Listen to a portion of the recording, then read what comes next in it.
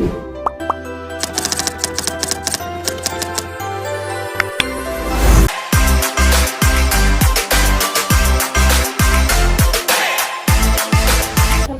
saya Putri Aulia Zahra dari Hukum Ekonomi Syariah semester 2 Universitas Islam Negeri Sunan Gunung Jati Bandung. Izin mewawancarai Bapak mengenai penerapan nilai-nilai Pancasila di lingkungan pesantren Al-Kafi ini. Di sini kami mempunyai 10 pertanyaan, nanti Bapak jawab aja. Iya. Boleh, ada satu. Yang pertama, bagaimana Bapak melihat penerapan nilai-nilai Pancasila dalam kehidupan sehari-hari di lingkungan pesantren ini? Oke. Putri ya? Ya. Universitas Sunan Gunung Jati. Ya. Baiklah ya, kalau di sini pesantren Yatim Duafa Al-Kasab ini memang saya terapkan nilai-nilai Pancasila. Makanya pertama kita rubah karakternya anak-anak santri itu berdasarkan Undang-Undang Dasar Negara Republik Indonesia. Yang satu ya ketuhanan yang Maha Esa. Ya kenapa? Ya satu ketuhanan yang Maha Esa. Benar-benar background pesantren Yatim Duafa Al-Kasab ini ya dia cerminnya satu ketuhanan yang Maha Esa. Dan itu kita terapkan. Dua, kemanusiaan yang adil dan beradab. Di lingkungan santri Al-Kasab ini harus beradab. Ya, nggak kayak preman, kayak seperti orang nggak terdidik, ya kan gitu. Jadi berkaitan butir-butir 5 sila Pancasila itu. Kalau saya teruskan banyak itu ya, berlanjut. Nah, tapi itu dulu dasarnya. Ya pertama, Undang-Undang Dasar Negara itu satu Tuhan Maha Esa, ya. Dua, kemanusiaan. Tiga, keadilan sosial. Empat, persatuan Indonesia. Empat apa? Pancasila apa betul? Persatuan Indonesia. Lima, keadilan sosial. Dan saya terapkan di pesantren ini ya, benar-benar keadil. Jadi kita didik sini pesantren ini nggak ada dianak tirikan, nggak ada dianak emaskan, ya karena berdasarkan keadilan sosial itu, ya betul nggak? Nah jadi kita terapkan. Jadi benar-benar dia tertanam di hatinya itu, oh iya, satu ketuhanan Maha Esa, dua kemanusiaan, tiga persatuan Indonesia, empat kan kaitan dengan kebijaksanaan, lima keadilan sosial. Nah itu nabil butir-butir di Pancasila itu selama ini saya terapkan ya semuanya pesantren dia karena cermin di sini ya, backgroundnya pesantren ya. Kalau nggak kita didik, kita arahkan berkaitan dengan Pancasila, berkaitan dengan janji-janji santrinya, ya, terus S2 MP3 berkaitan semua itu. Apalagi kan ke Pancasila. Itu saya jawab pertama. Ya lanjut. Untuk pertanyaan kedua, apa tantangan utama dalam menanamkan nilai-nilai kebangsaan dan Pancasila kepada para santri? Ya, kebangsaan Pancasila itu ya itu. Jadi kita sini nggak ada suku, ya. Oh ini suku dari Jawa, ini suku dari Sunda, ini suku dari enggak. Ini saya satukan ya. Berhadapan berkaitan Pancasila tadi, bangsa ya. Dari Sabang sampai Merauke ini anak santri sini nggak ada. Kita ini sukunya ini. Makanya tantangan kita yaitu baru kita satukan jiwa kursanya, kebersamaannya ya. Satu titik menempuh dia di sini ilmu ya.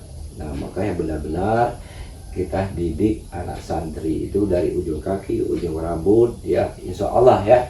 Kalau udah kita tanamkan butir-butir Pancasila ini udah mulai menyangkut kebangsaan Indonesia itu ya. Nah, lanjut. Baik, untuk pertanyaan yang ketiga,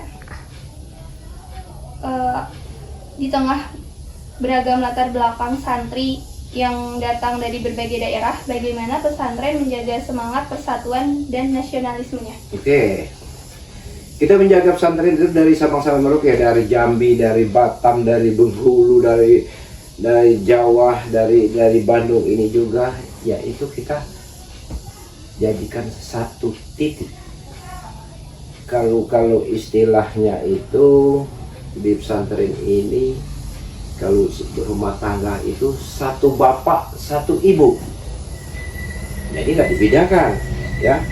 Nah disinilah kita mendidik anak santri ini, pertama kebersamaan, rasa memiliki ya, karena pesantren ini punya dia lah ya.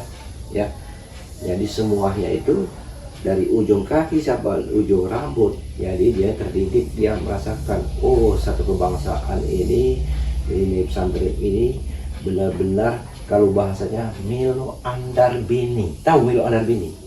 Nah, tahu nggak Milo Andar Bini? Rasa memiliki yang punya pesantren ini dari Sabang sampai Merauke, ya dia nanti memahami, kita bicarakan hati ke hati.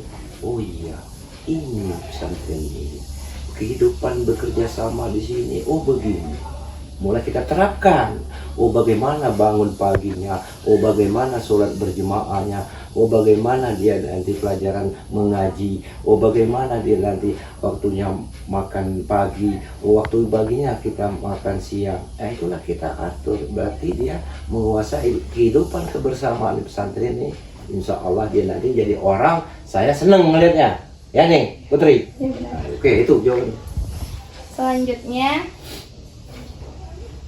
bagaimana pesantren ini berkontribusi dalam menciptakan keadilan sosial baik dalam lingkungan pesantren maupun masyarakat sekitar? Oke, saya jawab, Neng Putri. Ya.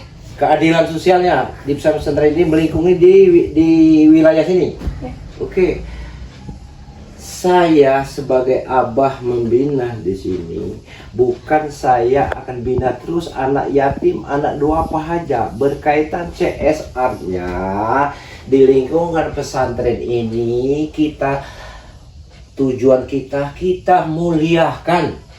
Jadi bukan pesantren aja, jangan lagi semuanya. Bank sampah juga kita ini adakan, ya kita peduli, ya. Apalagi ke anak yatim sama duafa. Nah makanya di sekitar sini kita muliakan, ada CSR-nya, oh kita berbagi ya. Ya makanya ini ada BGN ya, kita ambil, kita rekrut di sini warga di sekitar di sini. Nah, berarti kita peduli kebersamaan kebangsaan, memuliakan masyarakat di sekitar pesantren. Itu jawabannya. Oke, Yang lagi. Pertanyaan selanjutnya, apa bentuk pendidikan atau pembiasaan yang dilakukan di pesantren ini untuk membentuk santri yang berakhlak mulia dan menjunjung nilai kemanusiaan? Oke, saya jawab nih Putri. Jawabannya gampang ya. Tadi menjunjung Tinggi nilai kemanusiaan. nilai akhlak. Nah, makanya di sini kan pesantren ini mungkin pesantren Al-Kasab aja dididik seperti kayak begini. Kalau pesantren lain mungkin belum tahu saya ya. Dari ujung kaki, ujung rambut kita didik, kita rubah. Pertama, karakter. Tahu nggak? Rubah karakter. Nggak bisa kalau kita rubah. Ini dari kampung, dari Bengkulu, dari Jambi, dari NTT, kan beda karakternya. Kita satukan karakternya. Oh, berarti disiplin berkaitan dengan janji santri itu ada 5 ya. Harus disiplin ya. Kan gitu. Nah, makanya kita adakan di sini, kita didik. Waktunya kapan dia? Saya apel pagi kan, apel pagi. Wawasan kebangsaan, semuanya Pancasila, semua janji-janji santri saya terapkan semua di situ. Nah, tertanamlah di pikirannya, oh berarti dia akhlaknya bagus. Semuanya kita arahkan semua. Baik senyumnya, salamnya, sapahnya, ya. Harus itu. Kita didik juga. Kalau ketemu sama orang ucap assalamualaikum, selamat pagi Bapak, ada senyumnya, ya, ada apa itunya senyumnya, terus salamnya. Jadi nggak ada pesantren di sini dididik kayak orang bengong, ya.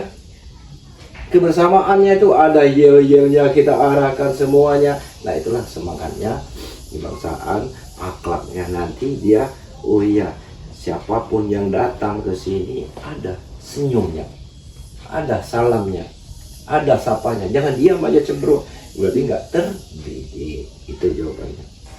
Oke, baik, sekian wawancara saya. Terima kasih banyak telah meluangkan waktunya. Mm-mm. Terus, wassalamualaikum warahmatullahi wabarakatuh.